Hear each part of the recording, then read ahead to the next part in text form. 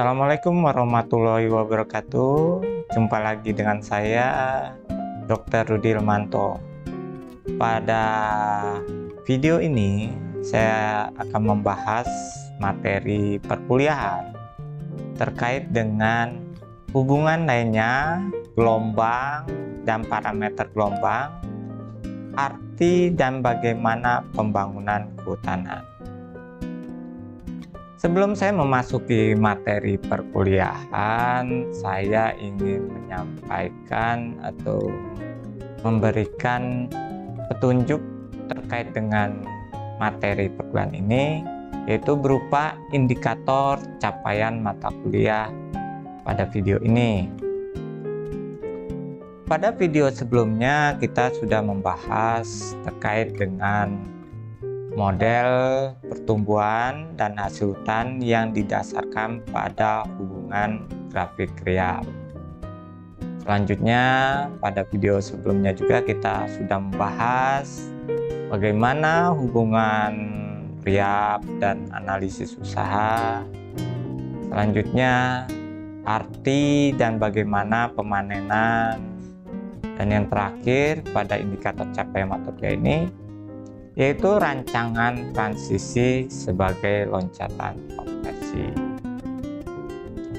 Nah, dari indikator capaian mata kuliah alur gambaran tadi, apa yang kita lihat selama ini? Yaitu model pertumbuhan dan hasil hutan yang didasarkan pada hubungan grafik Riyab. Dan bagaimana kaitannya hal itu berupa Riyab dan hasil usaha. Nah, dari hal itu seperti apa sebenarnya perwujudannya? Nah, perwujudannya yaitu arti dan bagaimana pemanenan itu. Dan yang terakhir adalah apa yang harus kita perlukan untuk mewujudkan dari arti dan bagaimana pemanenan itu, yaitu berupa rancangan transisi sebagai loncatan konversi. Selanjutnya pada materi perkuliahan sebelumnya juga saya sudah menyampaikan materi-materi, yaitu kelanjutan pada indikator capaian mata kuliah yang pertama berupa kelanjutan dari rancangan transisi sebagai loncatan konversi. Rancangan transisi sebagai loncatan konversi ini hubungan lainnya seperti apa? Nah, hubungan lainnya seperti apa nanti sudah disampaikan. Itu nanti prinsip dasar penyusunan rencana pemanenan hutan. Itu suatu bentuk perwujudannya adalah prinsip dasar penyusunan dan rencana pemanenan hutan. Dan yang terakhir adalah K3 ya, terkait dengan keselamatan, kesehatan dan kesejahteraan dari para pelaksana pemanenan hutan. Nah, yang perlu dijelaskan di sini pada indikator capaian mata kuliah kedua ini adalah hal yang biasa kita lihat selama ini, rancangan transisi sebagai loncatan konversi. Artinya hal yang biasa kita lihat selama ini seperti apa? Rancangan transisi, atau memang tidak ada hal itu? Rancangan transisi sebagai loncatan konversi itu hanya suatu bentuk kebiasaan dan normalitas kita yang sudah dilakukan selama ini. Nah, bagaimana kaitannya? Yaitu hubungan lainnya. Nah, apa yang perlu kita wujudkan? Yang perlu kita wujudkan adalah prinsip dasar penyusunan dan rencana pemanenan hutan. Nah, dari prinsip ini kita harapkan adalah suatu bentuk keselamatan dan kesehatan kerja yang pada akhirnya memberikan kenyamanan, kesejahteraan bagi pelaksana pemanenan hasil hutan. Setelah kita memahami hal-hal di atas tentang transmitter dan transmisi sinyal, bagaimana kaitannya. Nah, ini kita masuk ke rancangan transisi sebagai loncatan konversi berupa transmitter sebagai transmisi sinyal. Terus bentuk metode rancangan analisis usaha yang dianggap sebagai menghasilkan produksi, keuntungan yang tinggi, dan kelestarian lebih lanjut. Nah, hal ini akan terkait dengan meter dan antimeter. Nah, sederhananya begini sebenarnya.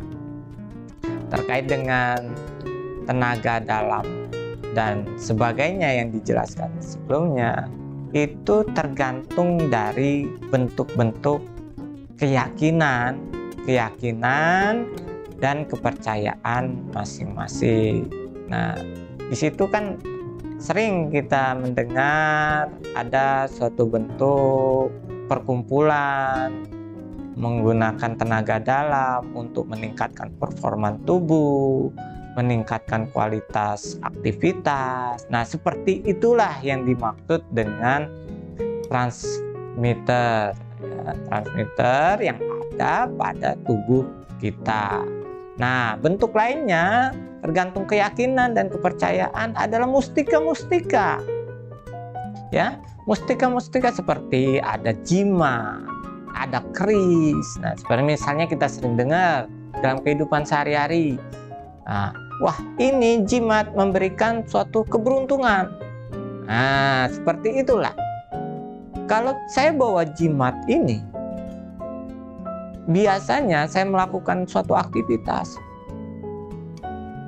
lancar rezeki itu, lancar, mudah, saya dimudahi. Nah, seperti itu.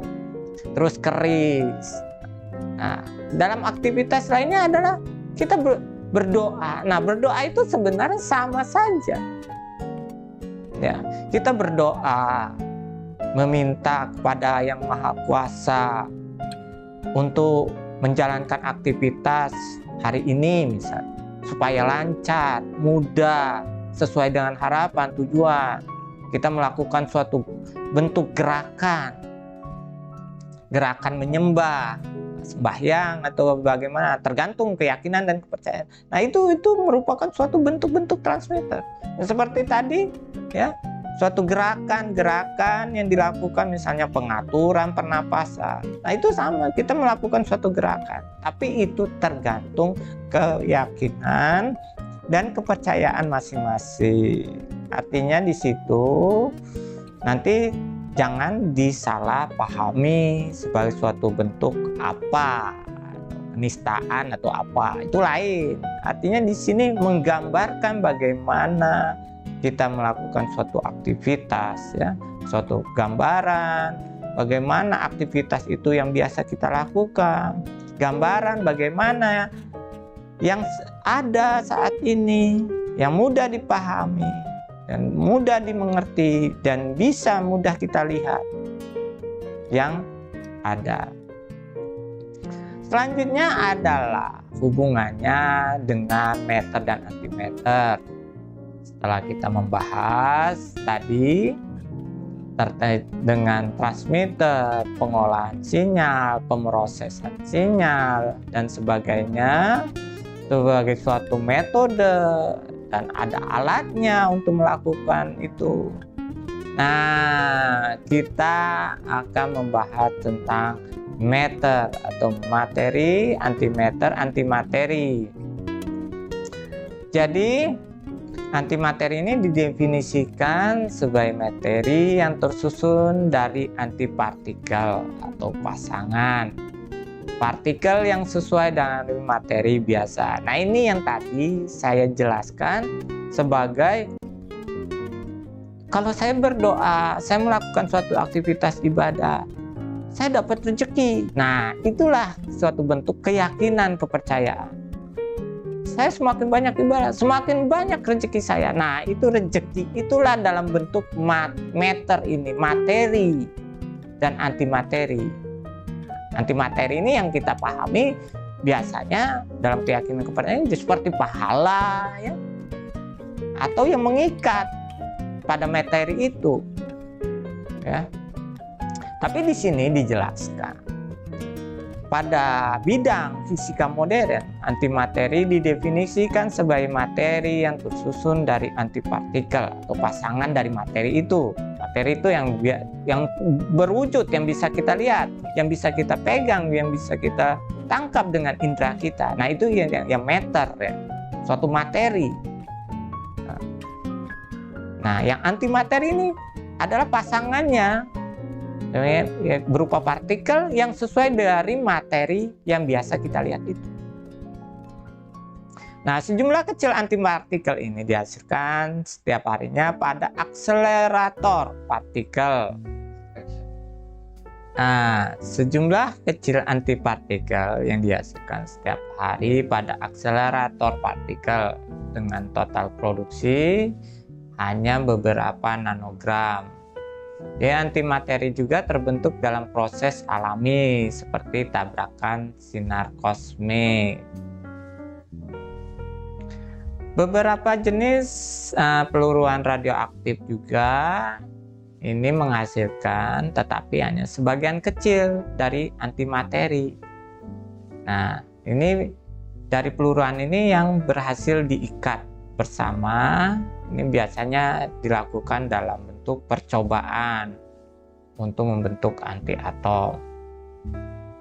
Nah, secara teoritis itu sebuah partikel dan antipartikelnya, yang biasanya proton dan antiproton, ini memiliki massa yang sama, tetapi muatan listriknya berlawanan dan memiliki perbedaan bilangan kuantum.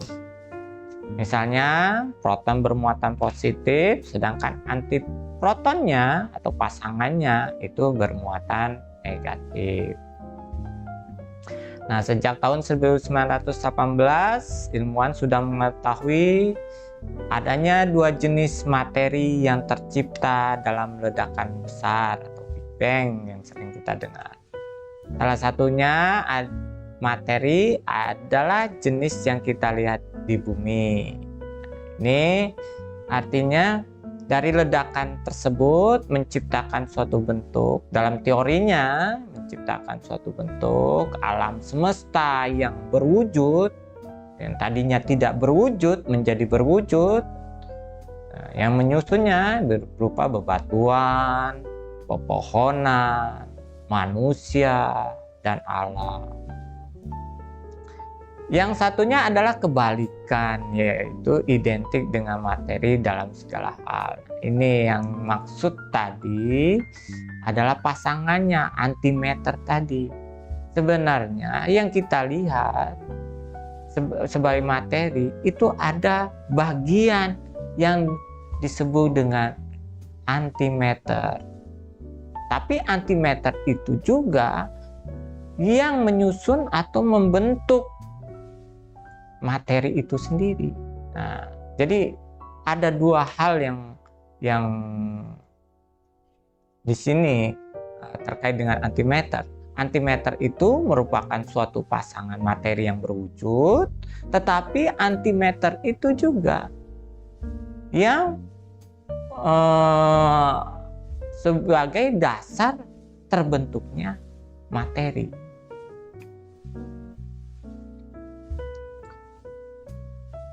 Ada sekitar 500 kilatan sinar gamma terestrial setiap hari. Titik-titik merah menunjukkan titik-titik yang terlihat. Nah, di sini kita akan melihat gambaran bagaimana adanya sinar gamma. Sinar gamma ini merupakan suatu sinar yang bisa dideteksi dengan alat, tidak bisa dideteksi dengan panca indera kita biasa. Nah, ini sinar gamma ini ya menurut para ahli merupakan yang dikatakan bagian dari antimatter itu.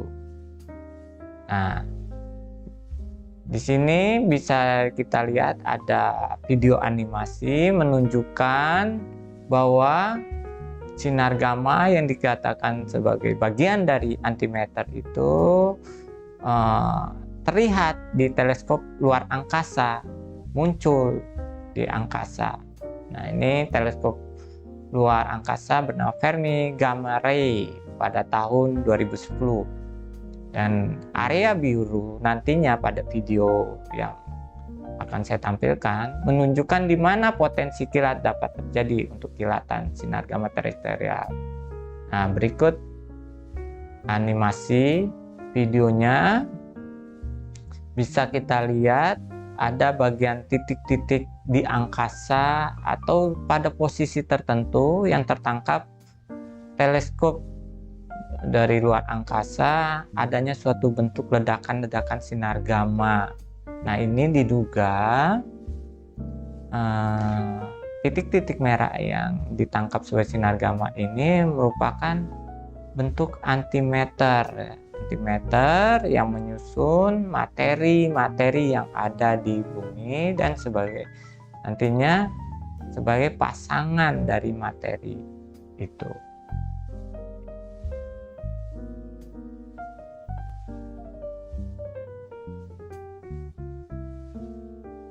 Selanjutnya adalah quantum realm atau dunia kuantum.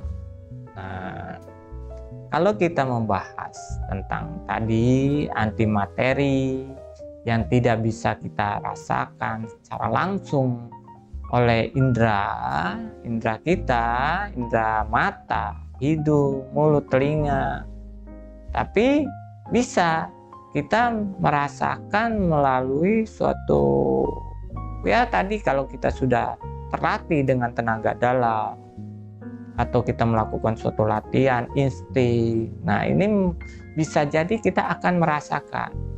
Nah, transmitter itu fungsinya seperti ini. Ya, kita akan merasakan suatu dunia kuantum di mana keberadaan dari antimateri itu berada. Nah, ini ada pertanyaan. Apakah quantum realm, dunia kuantum berada di luar kehidupan manusia atau ada di bumi? Setelah kita melihat tadi video, kita melihat suatu bintik-bintik ledakan cahaya, ya, sinar gamma. Nah, itu bisa kita gambarkan sebenarnya sesuatu yang ada dekat di kita sendiri, cuman tidak terlihat, tapi ada sisi lain yang tidak kita bisa jangkau, yang mungkin belum bisa kita masuki dengan apa ya, suatu perangkat biasa. Nah, itu yang diperlukan suatu tali hubungan itu dengan alam semesta.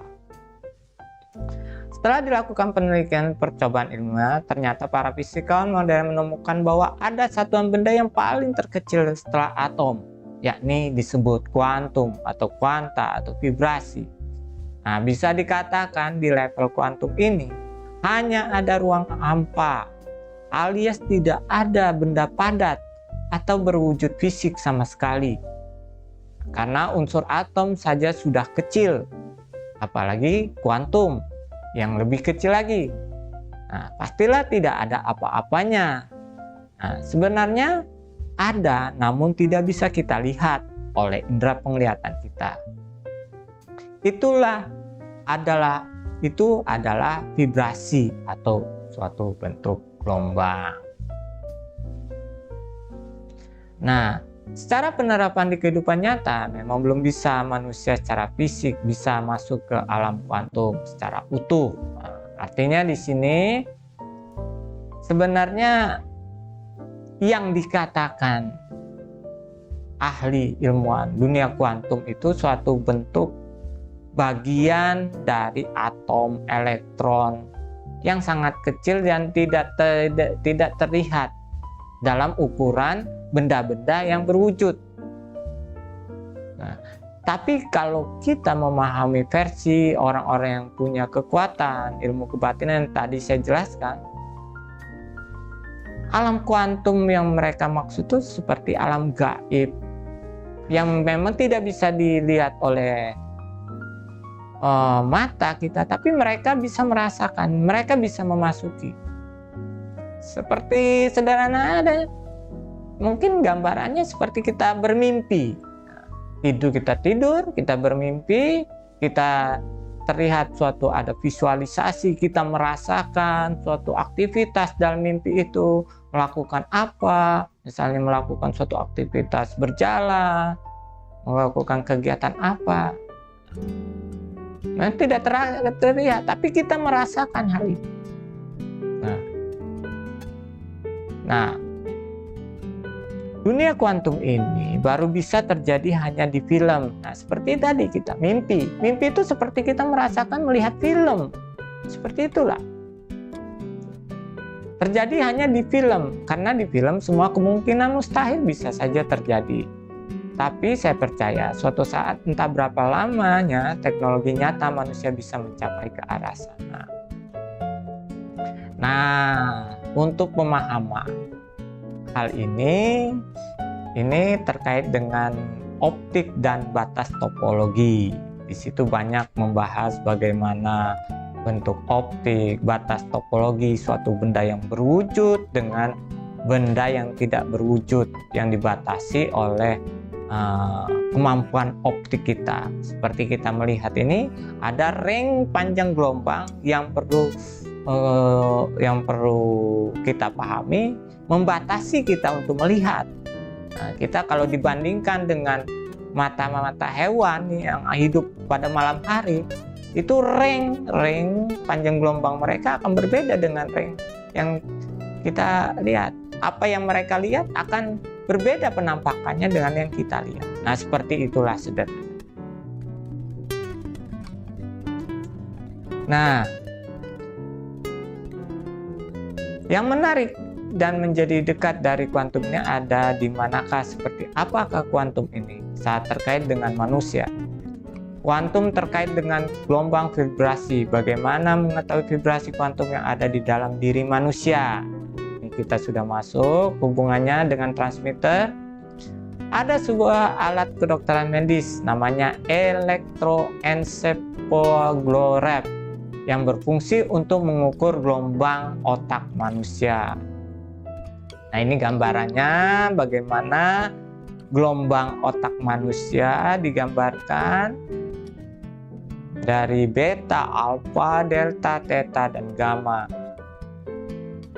Nah, di situ ada penjelasannya bagaimana sinar gamma meningkatkan persepsi kita, theta menurunkan suatu bentuk consciation atau deep mediation, ya, mimpi. Nah, di mimpi ini masuk pada gelombang theta yang seperti yang saya gambarkan sebelumnya. Nah, otak punya gelombang? Jawabannya iya. Tadi kita sudah membahas ada alat yang mengukur gelombang di otak kita.